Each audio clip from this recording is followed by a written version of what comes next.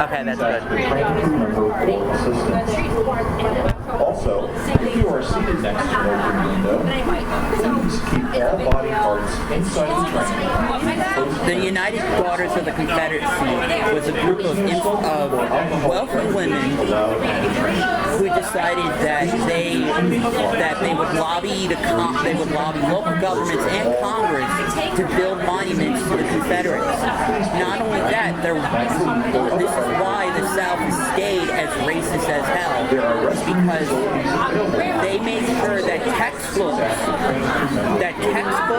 and any literature about the Civil War that was in their states, they lobbied libraries, and it would anytime a book that was deemed that didn't place the South in this perfect light was deemed unjust to the South, and that they rewrote history saying that yeah, they still are. They're still rewriting history that the Civil War wasn't about slavery. It was about other things, and that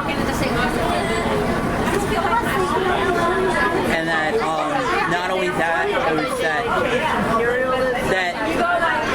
they basically slavery. They call it well, they still called it slavery, but they made it seem that slavery wasn't that, like, they were slaves, but life was perfect for them. Oh, yeah.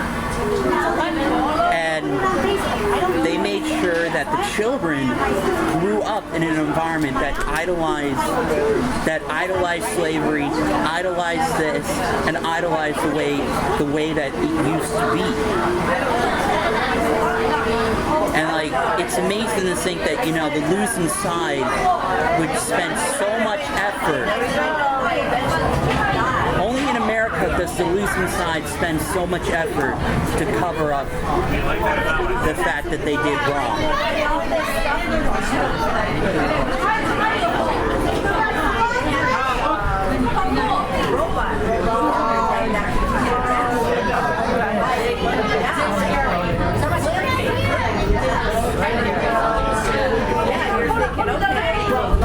You did do it. It was a yellow chair. I didn't touch it. Well, you better put something in it. You got story in it,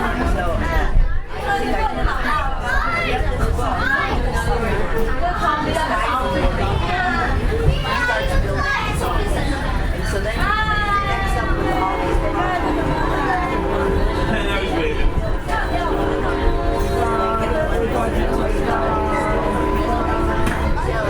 story plot.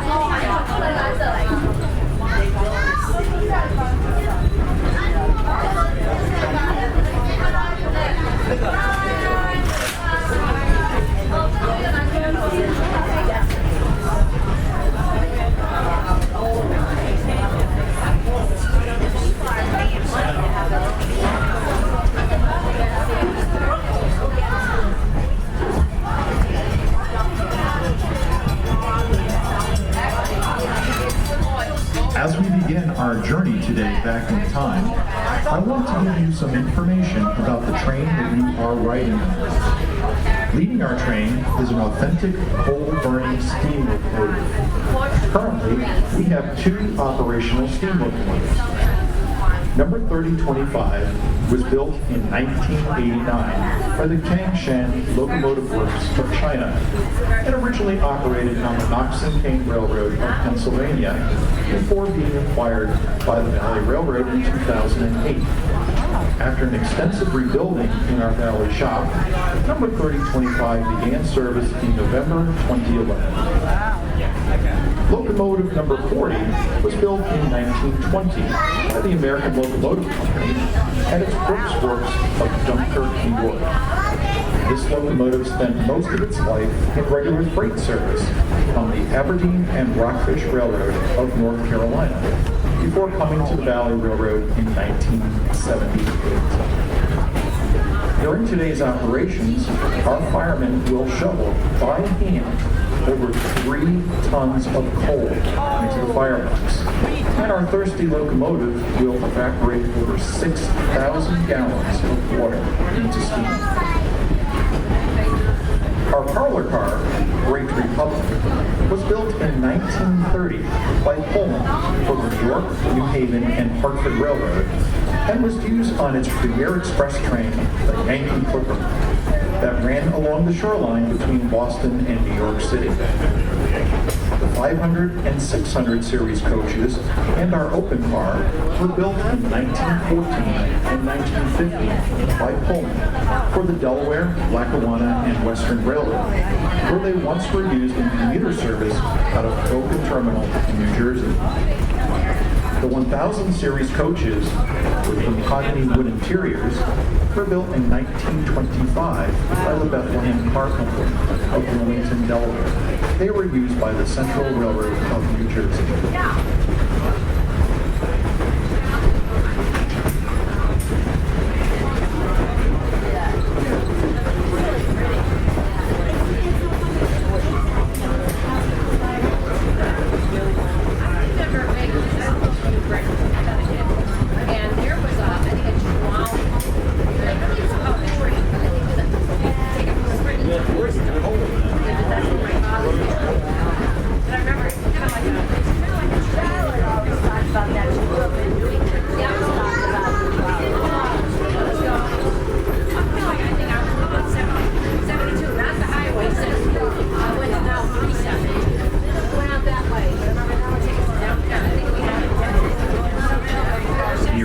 Valley Railroad began operating on July 29, 1871, running between Hartford, our state capital, and Fenwick at the mouth of the Connecticut River. The railroad built extensive wharf and warehouse facilities at Sabre Point, as well as an engine roundhouse and turntable.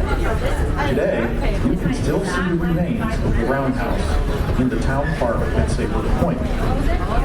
In 1882, the line was acquired by the New York, New Haven, and Hartford Railroad, which was under the control of Connecticut native and financier J.P. Morgan. The New Haven also acquired operating interest in the riverboat steamer service that ran between Hartford, Middletown, Deep River, and New York City.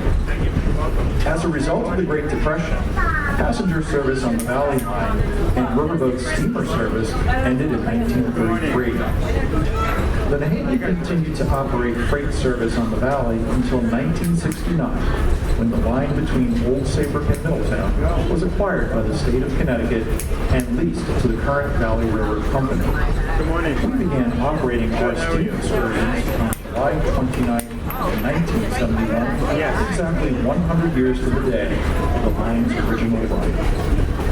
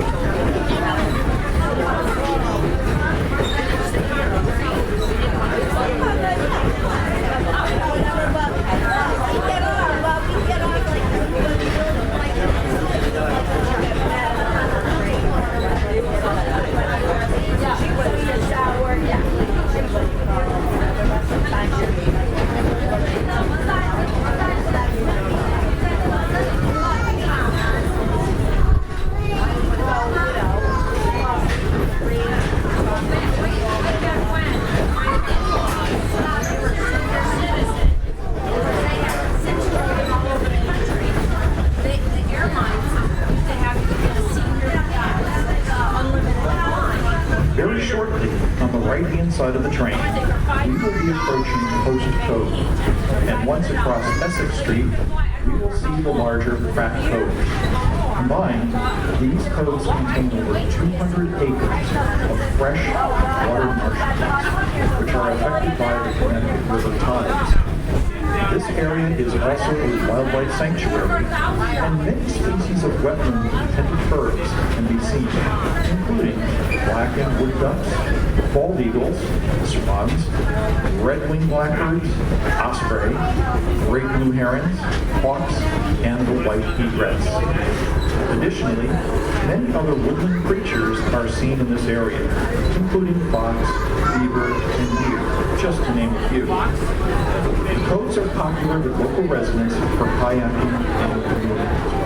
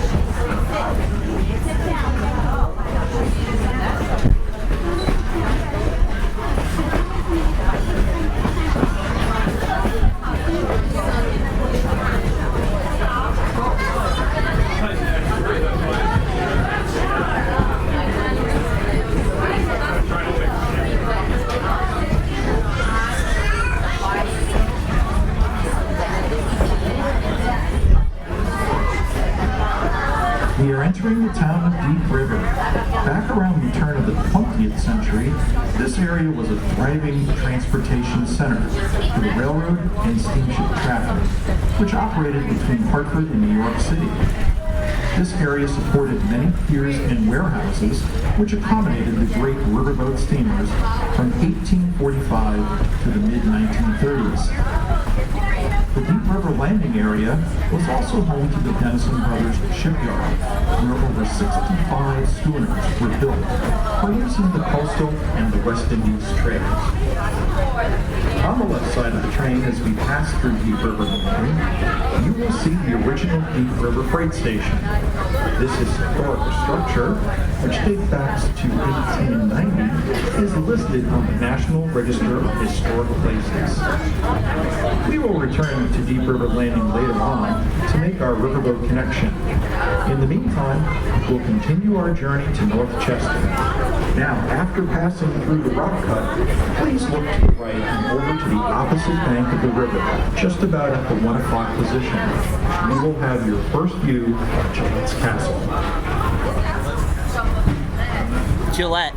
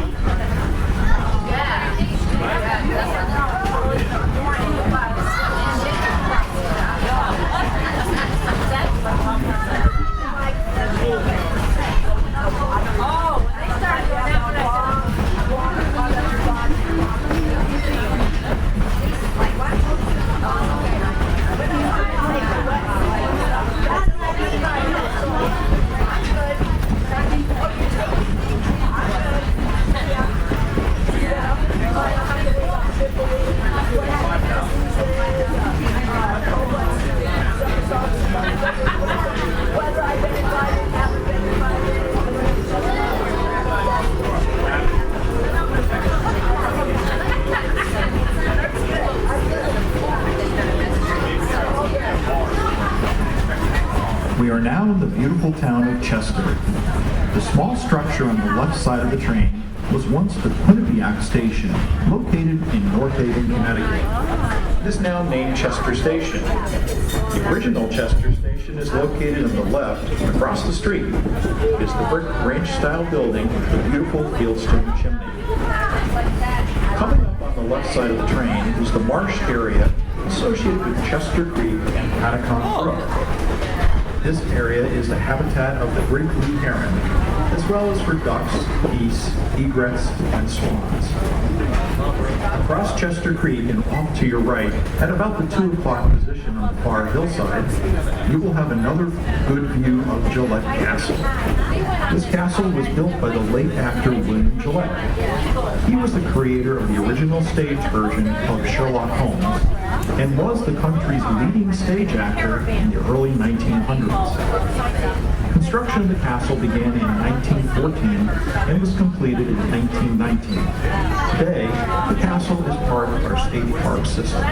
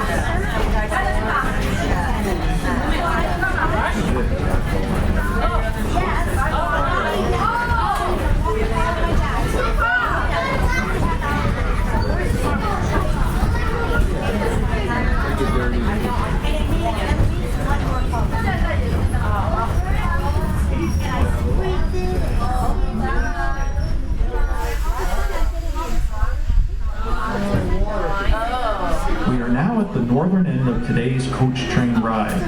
Presently, our railroad runs an additional 4 miles to the north into the town of Haddam. Our elegant Essex Clipper dinner train, which operates Saturdays and Sundays, May through October, and also on Friday evenings in June, July, and August, uses this additional track. Our dinner train is very special and harkens back to the elegant days of the 1920s, with your food prepared fresh in our onboard kitchen and served piping hot to you by our staff of efficient and friendly waiters. What? Reservations are required and can be made on our website. What? In just a few minutes, our locomotive will begin to push us southward to Deep River Landing, where our riverboat is docked and awaiting your arrival. We ask that you please remain seated during our journey back. And please enjoy the sights and sounds of steam railroading.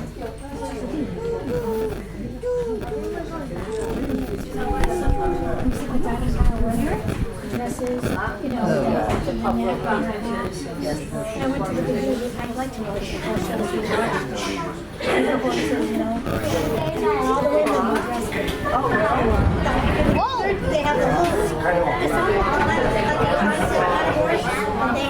Very shy. Now we're gonna go back. Leo, get your head. Leo, get your head. Yeah, what you like? Do you want the? What do you want? Which do you want? I have two things. You want the? You want? Okay. So you have to let me know because you also have the Oreo cookies in here.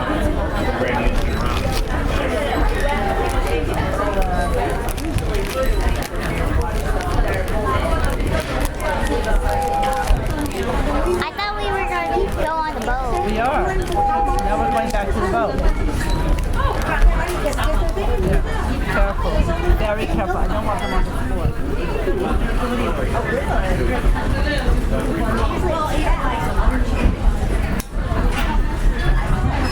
Oh, look. There's a place in the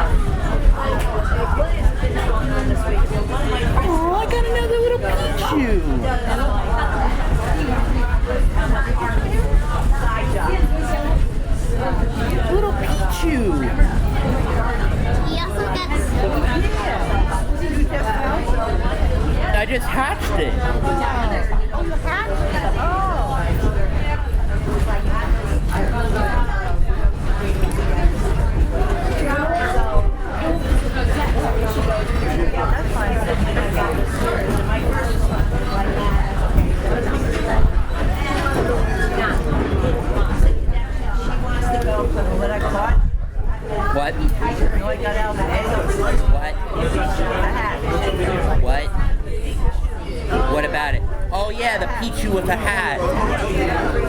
I didn't get the hat one of those.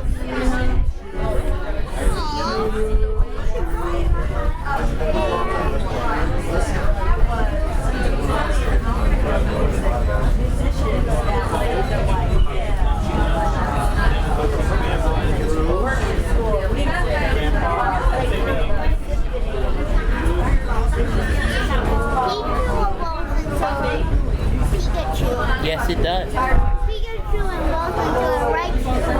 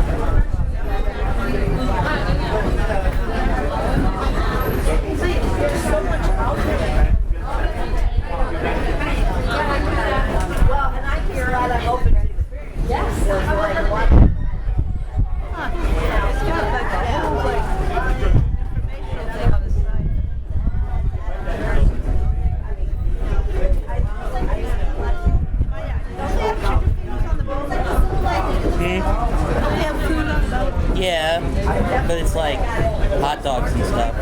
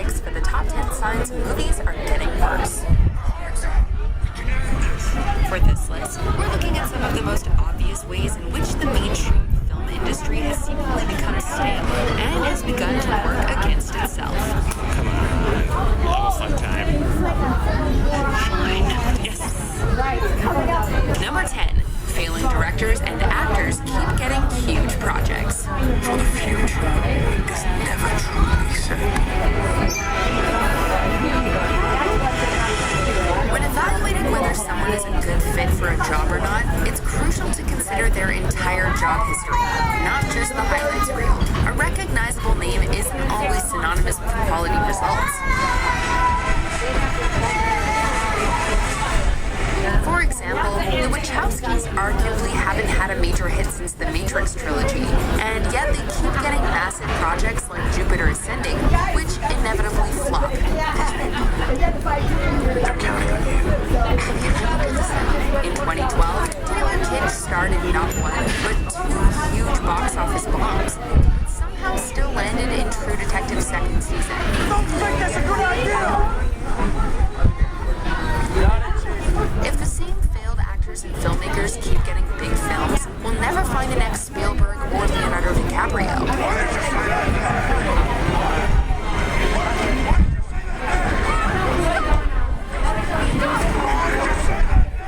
Number 9. Everything is CGI. Please don't make the super suit green. Or animated. Advancements in digital effects have drastically changed modern cinema, mostly for the better. Visually stunning films like District 9, The Avengers, Inception, The Matrix, and Avatar wouldn't have been possible without modern CGI. However, in the early 21st century, CGI has become a case for too much of a good thing. There is still a time and a place for practical effects, but too often, studios opt to go the cheaper, quicker, and less labor-intensive route of CGI. Honestly, weird in so many ways. Seemingly every superhero film ends with a massive CGI on CGI showdown. We came to see film, not a video game cutscene. We are briefly stopped here to allow our train crew members to throw the switch for the proper track to make our visible connection today. Number 8, However, this shaky is not cam our and stop quick yet for the editing. vote. For those who are pushing the vote, now is a good time to make sure you have everything. So how do you avoid people noticing that something is a little off? By taking the music video approach of quick cuts, or mess with the eye's ability to focus with shaky framing. Thank you.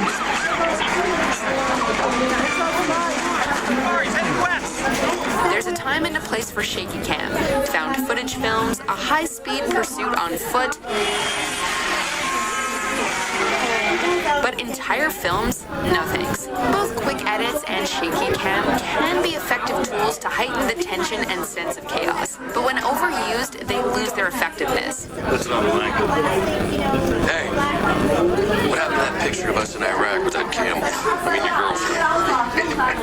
Hey, is this for real? They've also become a bit of a crutch for filmmakers. Why craft a compelling sequence when you can just make it via editing? Number 7. Too many films end on cliffhangers or teasers. Storytelling 101. Your story needs a satisfying ending.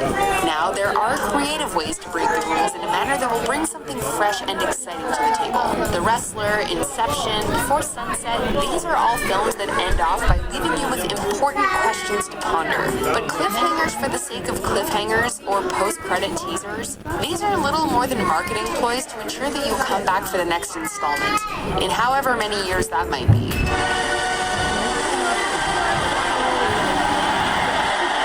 You can give us a teaser, but you better give us a satisfying ending first. Number 6. Every studio wants a cinematic universe.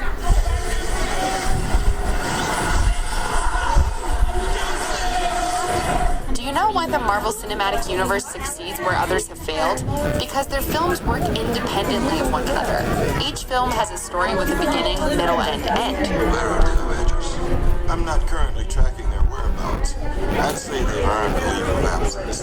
The post-credit scene might tease the next story, but not until the first one is wrapped. All that interconnectedness is secondary, but based on the MCU's success, every studio seemingly feels that they deserve their own cinematic universe. My name is Jekyll. Dr. Henry Jekyll. Universal's Dark Universe, Warner Bros. Arthurian Universe, the DCEU, Sony. The problem is they spend so much time cramming the seeds of future films into these launch titles that the movies themselves fall flat. Number 5. Every IP gets a movie. And that's where we come in. The most important invention in the history of communication. Emojis. Cinema might be entertainment for the masses, but that doesn't mean that every every popular product should be made into a film. Battleship, the Angry Birds movie, the Emoji movie. When you start with such a thin concept, the narrative you craft will rarely succeed.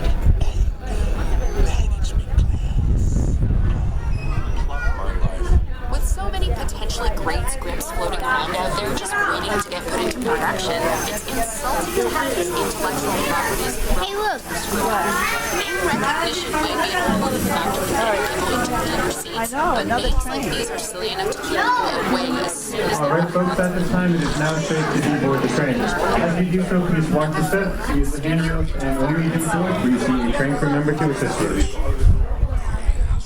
As lucrative as the end product might be, filmmaking is an artistic endeavor. When you come between a director and their vision, the resulting film is bound to be somewhat soulless, and more often than not, less than successful with critics. When studios hire a director, they're entrusting that individual with the responsibility of shaping the property, or at least that's how it should work. This program was under your supervision, was it not? I already told you it was, but I wasn't there when it happened. With major think tanks behind franchises, however, movies tend to get deep into the committee rather than the scriptwriter and director. Studios might have the final say, but they seem to be exercising it way too much. Because for a minute, I guess going to allow me to turn these kids into some kind of choice. Number 3, trailers show way too much. Can you open the door? I don't know. That's not open. If done correctly, a single trailer can paint a rough sketch of the premise and build curiosity. But with the never-ending hype machine in place, you're looking at a teaser, 3 domestic trailers, 3 alternative international trailers, and quite possibly a number of short clips from the movie. In this age of internet sleuthing, people can quickly put those various pieces together, and by the time the film hits theaters, there's likely very little left in terms of surprises. When you finally sit down to watch the movie and the best moments have already been made public, disappointment is inevitable. To Jurassic World. Number 2, studios aren't taking risks. See, the guys in charge of this stuff lack creativity, are completely out of ideas. So all they do now is recycle shit from the past and expect us all not to notice. It seems like there are just too many boxes that need to be checked in order for a film project to get a green light today. There's the requisite love story, the action, the drama, the need for enough humor to avoid scaring off the viewers. Right. Shall we? Let's do this. Studios are incredibly hesitant to put out R-rated movies for fear of cutting into their potential profits. You're in a PG-13 version of Deadpool 2, which means we only need 2. 1 and a glass of white wine. Are you bleeping yourself? They're also so concerned about their bottom line that once all the outliers have been taken out of consideration, all we're left with as viewers are rehashes of the same. There it goes.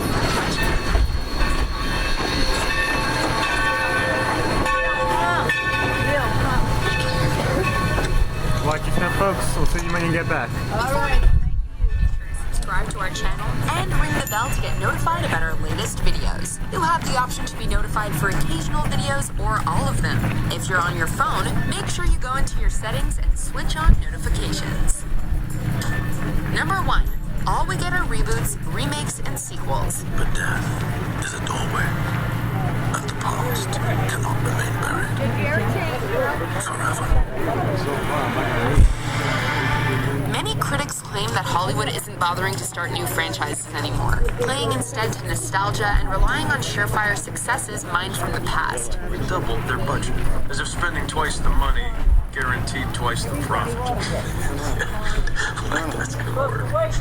Unless a sequel is truly abysmal, the name recognition is likely enough to ensure that studios will make back their investment, though we can blame the studios for not being willing to take risks.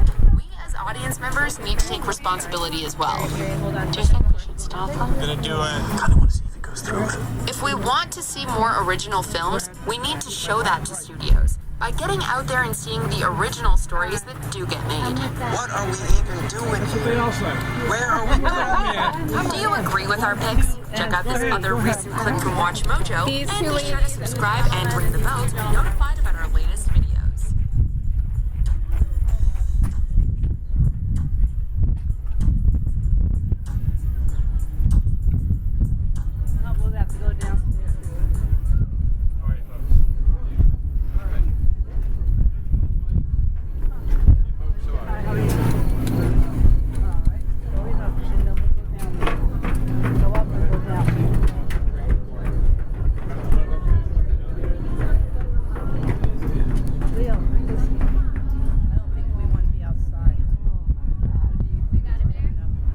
Nah, I'd rather be downstairs. All right, let's go downstairs. Watch your step.